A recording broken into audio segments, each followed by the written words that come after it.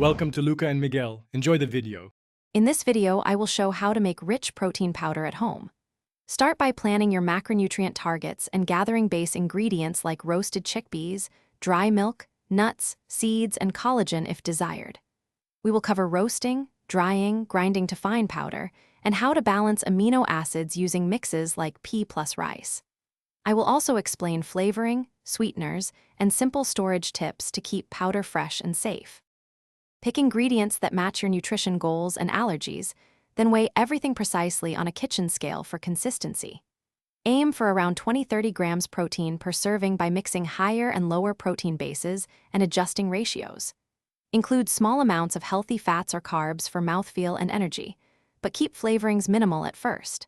I'll guide you through roasting, drying, and grinding steps to ensure a smooth, clump-free powder. If you're finding this guide helpful, please subscribe and like the video to support more useful content. Quick recommendation: the Shark AI Ultra Robot Vacuum keeps floors spotless while you prep bulk batches, with voice control and smart mapping that practically cleans itself. It's a handy time saver when you roast and grind in the kitchen and want hands-free cleanup. Check the description for the link and other deals. Now let's get back to the video. Roast and fully dry ingredients to extend shelf life, then process in short pulses to avoid heat buildup that can harm proteins.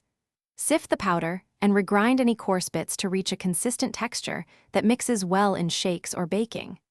Taste and tweak flavor in small batches using vanilla, cocoa, or cinnamon, and consider natural sweeteners sparingly. I'll share blending tips and how to test solubility quickly and effectively. Thanks for watching and please subscribe. It's the best investment you'll ever make.